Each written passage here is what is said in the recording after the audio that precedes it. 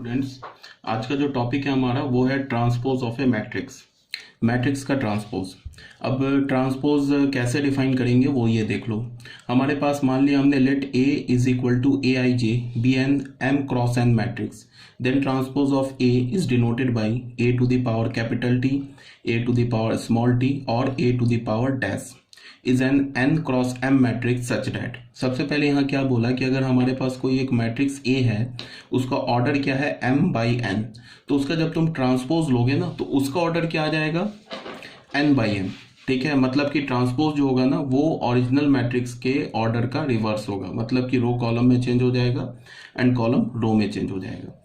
अब जो ट्रांसपोज है उसके आई जेथ एलिमेंट को तुम कैसे डिफाइन करोगे, इज इक्वल टू ए जी आई। ए जी आई क्या है, ये ए मैट्रिक्स का आई जेथ एलिमेंट है, ये है ना ए मैट्रिक्स का आई जेथ एलिमेंट। तो इसका क्या मतलब है कि अगर तुमने ट्रांसपोज ए मैट्रिक्स के ट्रांसपोज का आई जेथ एलिमेंट लिया तो जो मैट्रिक्स ए है ना उसका वो जे आईथ एलिमेंट होगा। इसका क्या मतलब है कि अगर मान लो कि तुमने ए ट्रांसपोज मैट्रिक्स लिया, उसके सेकेंड रो फर्स्ट कॉलम का एलिमेंट लिया, तो वो ए ट्रांसपोज के सेकेंड रो फर्स्ट कॉलम का एलिमेंट और ए मैट्रिक्स के फर्स्ट रो सेकेंड कॉलम का एलिमेंट सेम होगा। ये ट्रू है फॉर ऑल आई जे।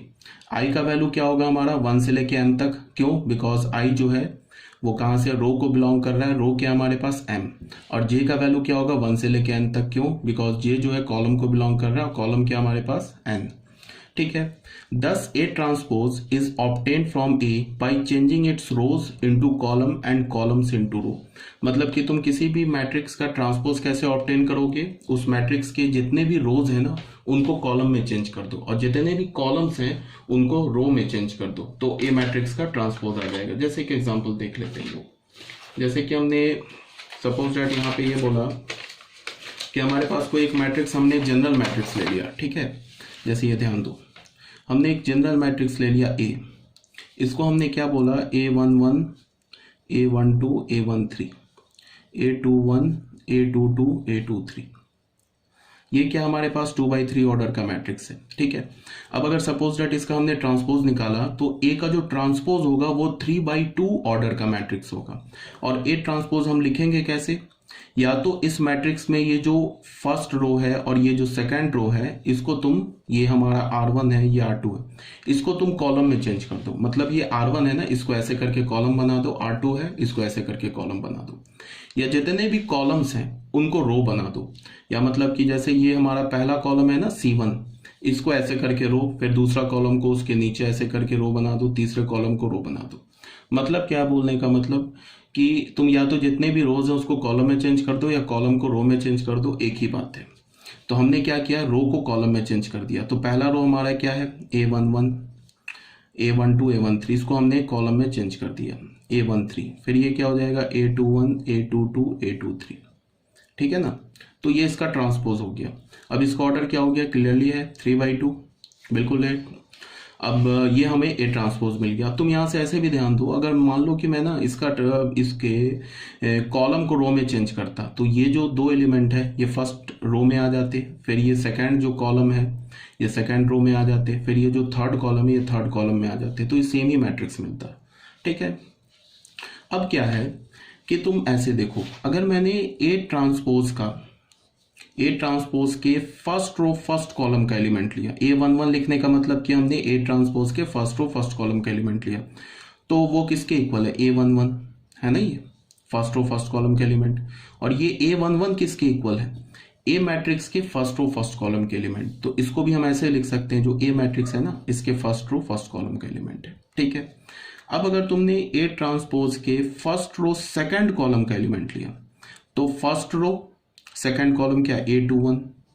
अब ये जो A21 है ना ये क्या है, इस ए मैट्रिक्स के सेकंड रो फर्स्ट कॉलम का एलिमेंट है। देख लो, सेकंड रो फर्स्ट कॉलम का एलिमेंट है ना ये A21, तो ये हो जाएगा सेकंड रो फर्स्ट कॉलम का एलिमेंट। अब अगर मैंने लिखा ए ट्रांसपोज 21 लिखा, अब 1-3 तो लिख नहीं सकते ट्रांसपोज में, बिकॉज 3 कॉलम तो है ही नहीं ट्रांसपोज में, इसमें तो 2 ही कॉलम है। तो अब हमने सेकंड रो फर्स्ट कॉलम का एलिमेंट लिया, तो second row first column first row second row first column का एलिमेंट क्या मिल गया हमें A12। और ये क्लियर है, ये किसके इक्वल है, ए मैट्रिक्स के फर्स्ट रो सेकंड कॉलम के एलिमेंट के। ठीक है। अगर मैंने लिया ए ट्रांसपोज के सेकेंड रो सेकेंड कॉलम का एलिमेंट, तो सेकेंड रो सेकेंड कॉलम का एलिमेंट क्या मिल रहा है, A22।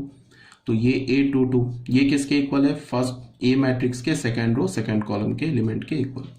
अब अगर मैंने लिया ए ट्रांसपोज के थर्ड रो फर्स्ट कॉलम का एलिमेंट, तो थर्ड रो फर्स्ट कॉलम का एलिमेंट क्या हमारे पास, A13। ये किसके इक्वल है, ए मैट्रिक्स के, ये हमारा थर्ड रो फर्स्ट कॉलम, तो ये हमें क्या मिला, A13। ये किसके इक्वल है, ए मैट्रिक्स के third row first row third column के एलिमेंट। देख लो, फर्स्ट रो हो गया थर्ड कॉलम का एलिमेंट। अब फिर मैंने बोला ए ट्रांसपोज का अगर मैंने लिया थर्ड रो सेकेंड कॉलम का एलिमेंट, तो वो क्या है, देख लो A23। ये A23 क्या है, ए मैट्रिक्स के सेकेंड रो थर्ड कॉलम का एलिमेंट, तो ये किसके इक्वल हो जाएगा, ए मैट्रिक्स के सेकेंड रो थर्ड कॉलम का एलिमेंट। ठीक है, तो ये क्लियर होना चाहिए। तो यहाँ पे ये लिखा हुआ है, देख लो, ये जो हमारा फर्स्ट एग्जांपल है ना, इस फर्स्ट एग्जांपल में यही बात यहाँ पे लिखी गई है, देख लो यहाँ तक। ठीक है, उसके बाद ध्यान दो, अब आ जाते हैं सेकेंड एग्जांपल में। सेकेंड एग्जांपल, ये तो हमने एक 2/3 ऑर्डर का जनरल मैट्रिक्स ले लिया। सेकेंड एग्जांपल देख लो। सेकेंड एग्जांपल में क्या है कि अगर हमारे पास मैट्रिक्स कोई भी है, मान लो ऐसे लिखा है 1 2 3 0 -1 8 4 5 6, मान लो ये 3/3 ऑर्डर का मैट्रिक्स है। ठीक है, अब अगर तुम इसका ट्रांसपोज लोगे तो ये भी एक 3/3 ऑर्डर का मैट्रिक्स ही आएगा, बिकॉज क्या, रो को कॉलम में चेंज करोगे, कॉलम को रो में चेंज करोगे तो सेम मिल जाएगा। तो ए ट्रांसपोज क्या है, अब मैंने क्या किया, इसके कॉलम को रो में चेंज कर दिया। तो पहला कॉलम क्या 1 2 3, इसको पहला रो बना दिया 1 2 3। दूसरा कॉलम क्या 0 -1 8, इसको दूसरा रो बना दिया 0 -1 8। फिर तीसरा कॉलम क्या 4 5 6, इसको तीसरा रो बना दिया, तो ये हमें मिल गया। तो ये इसका ट्रांसपोज हो गया, ये भी 3/3 ऑर्डर का मैट्रिक्स हो गया। ठीक है ना। अब इसमें तुम ऐसे देख लो, अगर मैं बोलूं कि ए मैट्रिक्स के, कोई ए मैट्रिक्स लिया, इसके सेकेंड रो थर्ड कॉलम का एलिमेंट क्या है, तो यहाँ पे first row second row third column का एलिमेंट 5 है। ठीक है, तो ये ए मैट्रिक्स के सेकेंड रो थर्ड कॉलम का एलिमेंट है, तो ये ए ट्रांसपोज के थर्ड रो सेकेंड कॉलम का एलिमेंट हो जाएगा। ये देख लो 3 2 का एलिमेंट हो जाएगा। देख लो यहाँ से थर्ड रो सेकेंड कॉलम। अगर मैंने बोला ए मैट्रिक्स के, जैसे मैंने बोला कि सेकेंड रो फर्स्ट कॉलम का एलिमेंट क्या है, तो ए मैट्रिक्स के सेकेंड रो फर्स्ट कॉलम का एलिमेंट ये तो 2 हो गया, तो ये ए ट्रांसपोज के फर्स्ट रो सेकेंड कॉलम का एलिमेंट हो जाएगा। देख लो फर्स्ट रो सेकेंड कॉलम का एलिमेंट। ठीक है ना। फिर दूसरी बात क्या है कि यहाँ पे एक बात तुमको ये ध्यान देना है कि जब हम ट्रांसपोज लेते हैं ना स्क्वायर मैट्रिक्स में, ये तो अभी हमने ट्रांसपोज जो लिया था ये तो नॉन स्क्वायर मैट्रिक्स है, जैसे ये जो अभी हमने ट्रांसपोज लिया ये तो नॉन स्क्वायर मैट्रिक्स था।